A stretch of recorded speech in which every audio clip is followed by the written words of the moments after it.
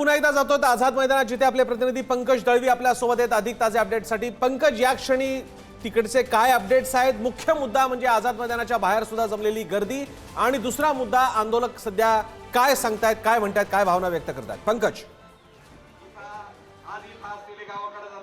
आझाद मैदानामधल्या एकच लोकांची भावना आहे की मनोज जरांगे पाटील कधी येतील आणि मनोज जरांगे पाटील आल्यानंतर इथे कशा पद्धतीने ते भूमिका मांडतायत याच्याविषयी लोकांच्या मनात उत्सुकता आहे। आपण बघतोय इथे गाणी जी आहेत ती गायली जात आहेत, इथे संगीत जे आहे ते वाजवलं जात आहे, वेगवेगळी ज्याला आपण म्हणू शकतो प्रोत्साहनपर गाणी जी आहेत ती इथे सादर केली जात आहेत, आणि छत्रपती शिवाजी महाराजांच्या घोषणा दिल्या आपण बघतोय।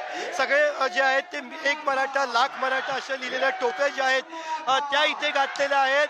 बाहेर वाहतुकीची कोंडी झालेली आहे, कारण मोठ्या संख्येने मराठा आंदोलक जे आहेत ते आझाद मैदानाकडे येत आहेत आणि आझाद मैदानात येऊन जे आहे ते आंदोलनामध्ये सहभागी होत आहेत। गेले 2 ते 3 दिवस मनोज जरांगे पाटील मुंबईच्या दिशेने निघालेले आहेत।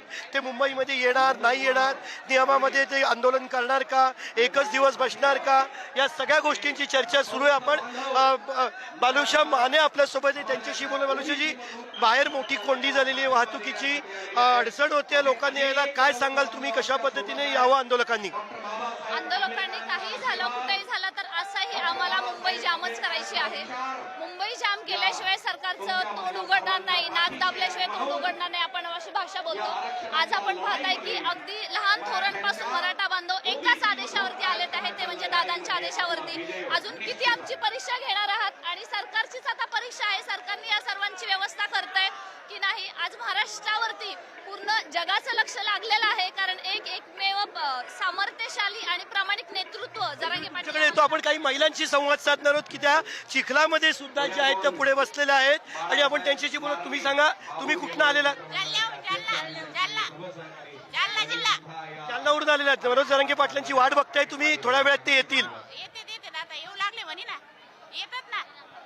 मनोज जरांगे पाटील थोड्या वेळात जे आहेत ते आझाद मैदानात येतील। आपण पुन्हा एकदा आझाद मैदानातली दृश्य जी आहेत ती प्रेक्षकांना दाखवतोय। आझाद मैदानामध्ये जो कोर एरिया जो आहे आझाद मैदानाचा, ज्याच्यामध्ये 5000ची आसन किंवा बसण्याची क्षमता आहे, त्या 5000 लोकांचं इकडे व्यवस्था केली आहे। पुढचं नियोजन कसं असणार आहे आपण दृश्य बघतोय, मात्र त्यासोबतच पुढचं नियोजन कसं असणार आहे, संध्याकाळी महिलांची राहण्याची जेवणाची व्यवस्था कुठे केली जाईल हे मुंबई टीमकडनं आपण जाणून घेतोय। संध्याकाळी महिलांची व्यवस्था कुठे केली जाणार आहे त्यांना तुम्ही मगाशी सूचना देत होता। दादा येतील आणि छत्रपती शिवरायांना हार घालून ते आमरण उपोषणाला बसणार आहेत।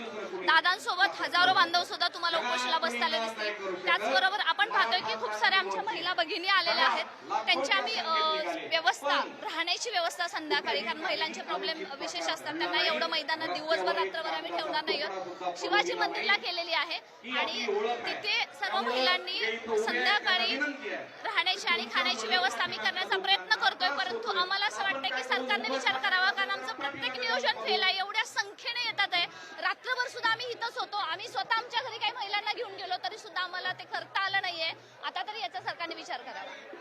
धन्यवाद। आपण बघितलं की कशा पद्धतीने व्यवस्था केली जाणार ती सांगितलं। महिलांची व्यवस्था संध्याकाळी जी आहे ती दादरला जी केली जाणार आहे, शिवाजी मंदिर जे त्याच्या दुसऱ्या माळ्यावरती छत्रपती शाहू महाराज सभागृह आहे, ते शाहू सभागृहामध्ये महिलांची राहण्याची व्यवस्था जी आहे ती केली जाईल। मोठ्या संख्येने महिला आंदोलक, मराठा आंदोलनाचे समर्थक इथे आलेले आहेत, त्यांची व्यवस्था जी आहे ती महिलांची व्यवस्था जी आहे ती छत्रपती शाहू सभागृह जे आहे दादरच्या शिवाजी मंदिरचं छत्रपती शाहू सभागृह आहे, तिथे महिलांची व्यवस्था केली जाईल। महिला मोठ्या संख्येने येत आहेत, आणखीन मोठ्या संख्येने महिलांची येणं हे अपेक्षित आहे। आणि